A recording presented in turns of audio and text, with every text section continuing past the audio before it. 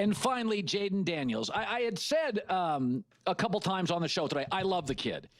But he beat one playoff team, and that was the Eagles when Kenny Pickett played most of the game. He got a very, very Dan Snyder's out of town. It wasn't toxic. The Cowboys weren't very good. The Giants were awful. You start looking at the times he played a Baker, a Lamar, a Jalen Hurts. He didn't win those shootouts.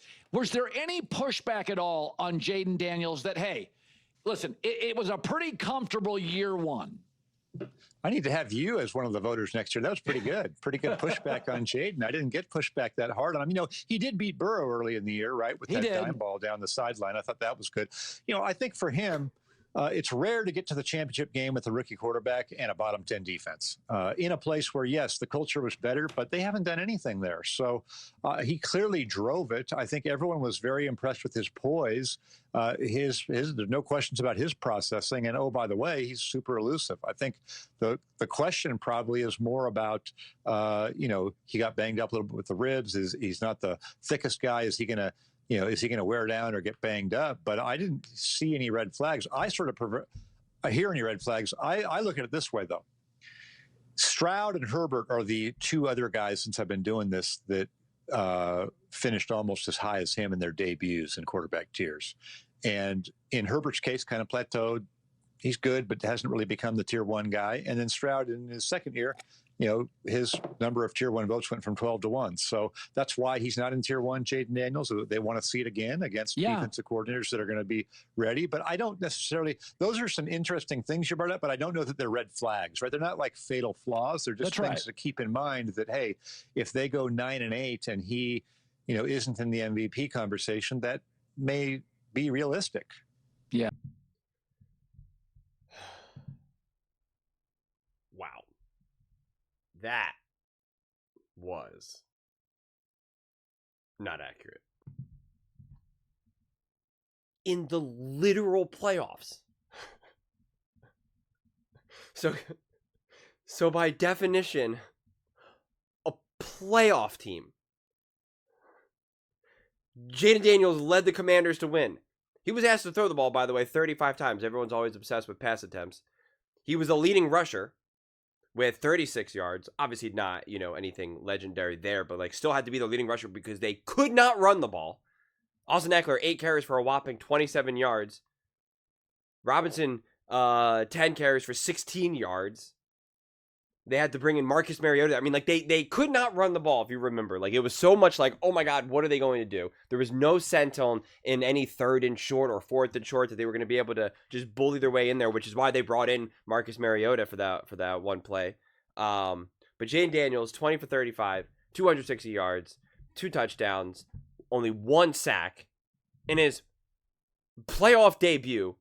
No turnovers, 1 sack. Pretty remarkable.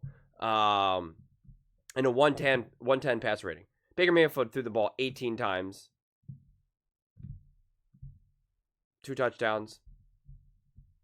That legendary fumble. And if you remember the 4th down conversions for the Commanders, there was 8 for 15. That alone is brilliant. Again, on the road, rookie quarterback,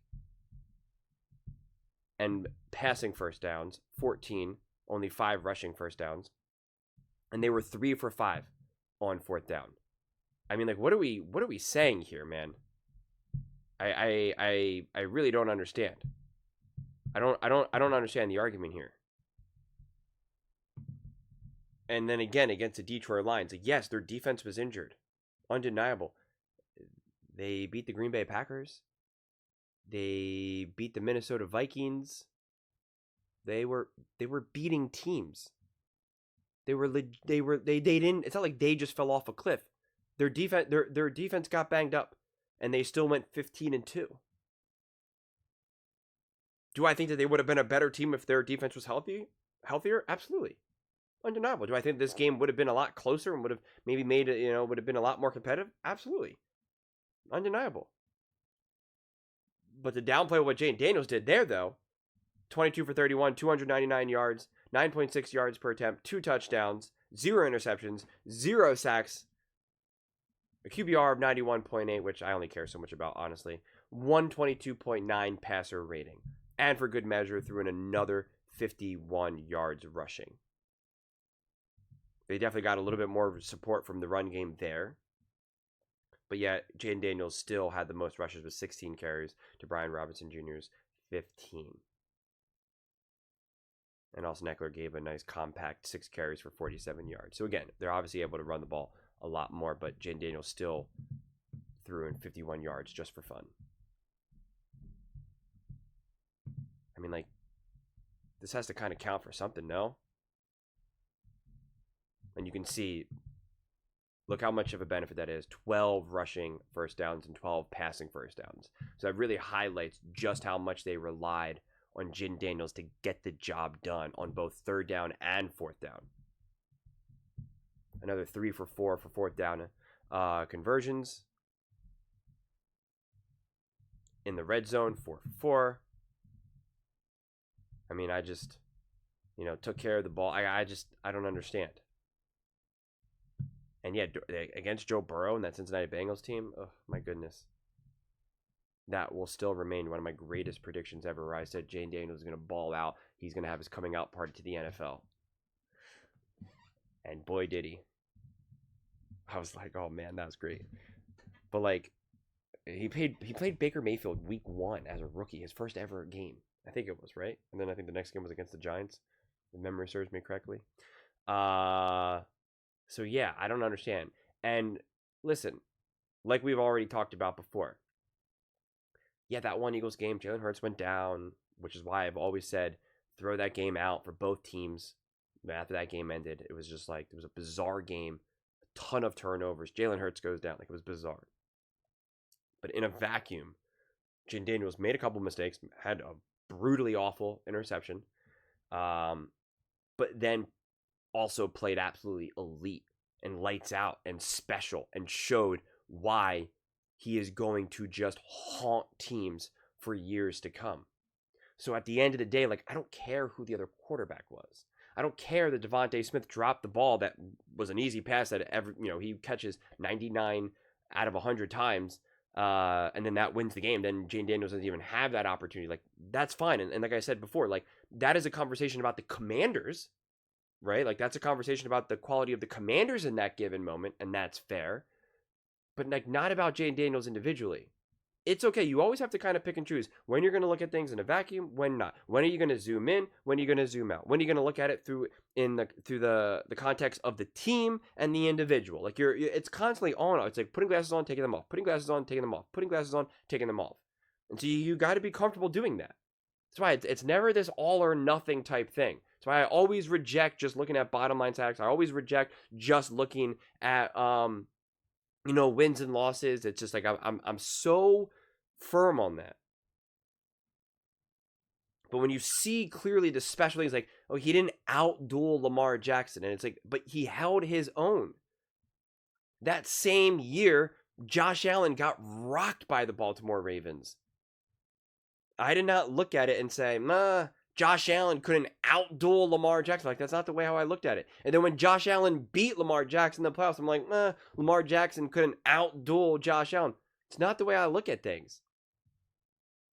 And so again, talking about the Commanders as a whole and be like, well, they didn't beat a lot of playoff teams throughout the year. It's like, that's fine. That's an evaluation on the team, not the quarterback. And if Jayden Daniels played unbelievably amazing against terrible teams, and he was putting up just amazing numbers, and he was rushing like crazy and having 4 touchdowns, 0 interceptions, 350 passing yards, and it was like, this is a party. Jayden Daniels amazing. But then when he plays the Lions, the Bucks, the Eagles, the Ravens, etc., all the great, all the better teams, the playoff teams, and Jayden Daniels just plummets. And oh man, he was 12 for 30, 1 touchdown, 2 interceptions, and a fumble. Okay, 5 sacks. Yeah, then those arguments make sense. Those arguments make sense. And we can have that conversation.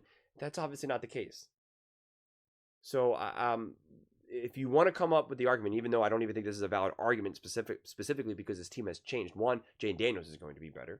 2, Dan Quinn's going to be better. 3, Cliff Kingsbury individually is going to be better. And 4, Cliff Kingsbury with Jayden Daniels now is going to be better, all because it's year 2.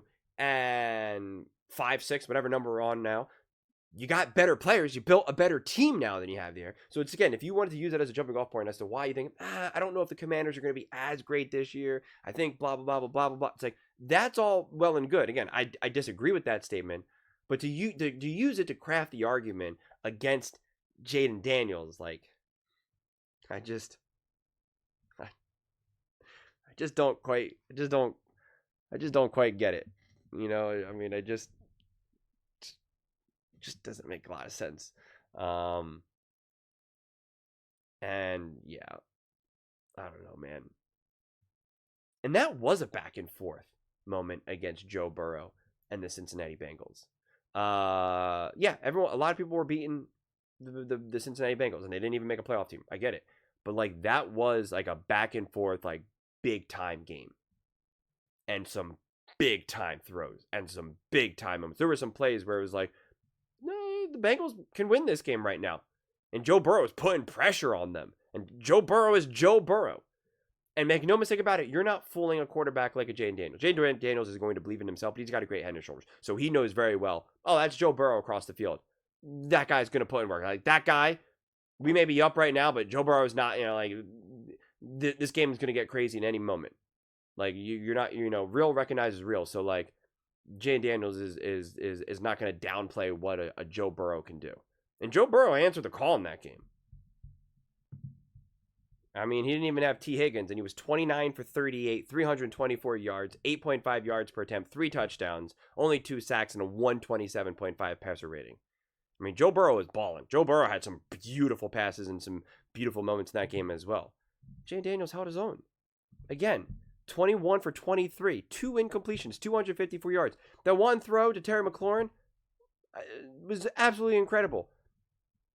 11 yards per attempt, 2 touchdowns, a 141.7 passer rating.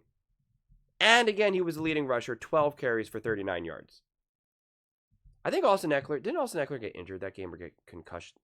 I forget. Because he only has 3 carries there. I feel like he went down, if memory serves me correctly. But again, at this point, it's just, I don't remember. And Jayden Daniels had a rushing touchdown. And he hit 1, 2, 3, 4, 5, 6, 7, 8 different receivers. I mean, he was wheeling and dealing, man. Oh, Teakins did play that game. I'm sorry. I think Teakins got injured that game. Again, I can't remember.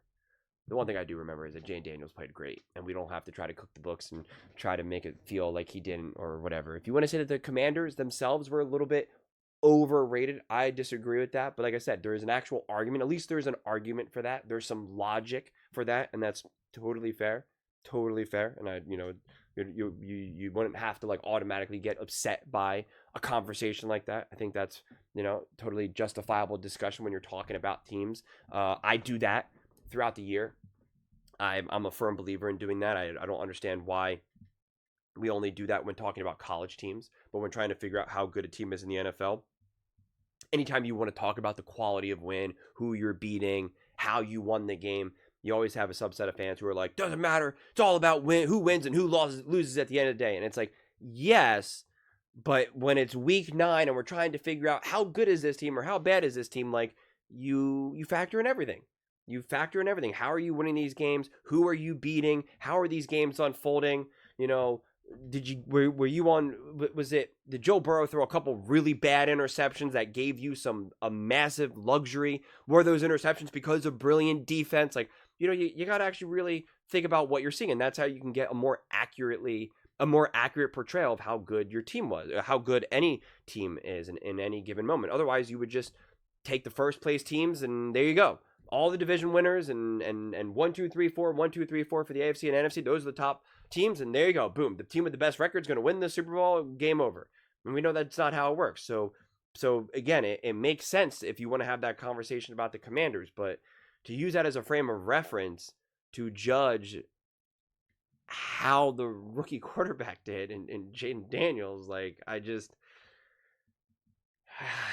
don't understand why. And I don't know why this is now becoming like a little bit more of a frequent take for Jayden Daniels. Like, to me, this lands like, because Colin has been very pro and very high on Jayden Daniels. But this is like, the way how this lands to me is like, Colin's been talking a lot about Jayden Daniels, how great he is. And he's talking about it to, because he's connected. And so he's talking to GMs and owners and coaches and all that. And then someone was like, well, wait a second. You do know that the Commanders only won one playoff team, beat one playoff team, and that was with Jalen Hurts, blah, blah. And he's like, oh, yeah, that's interesting. I didn't realize that. And it's like, okay, but like, can we gotta continue the conversation though. Like, let's keep talking though. Like, that's where the one sentence ends, but like, there's a whole nother paragraph, and then a whole nother chapter, and then another chapter after that. And then there's book 2. So like, let's just chill. Let's take a breather. Those are just my thoughts. I'd absolutely love to hear yours. What do you guys all think about the Washington Commanders, Jayden Daniels, and the fact that I guess his success is misleading? Let me know in the comments below. I read every single comment. So whether you agree with me or disagree with me, either way, let's get in some discussions. Let's get in some fights. But ultimately, let's just have some fun. And please do consider subscribing. We're building an amazing community here, and absolutely love to see you part of it. I want to build something that we all generally feel connected to. Something that we're really excited to be part of. I think we're on our way to doing it. And please don't forget to give this video a thumbs up, as it really does help with the visibility and the algorithm. Thank you so much. See you next time.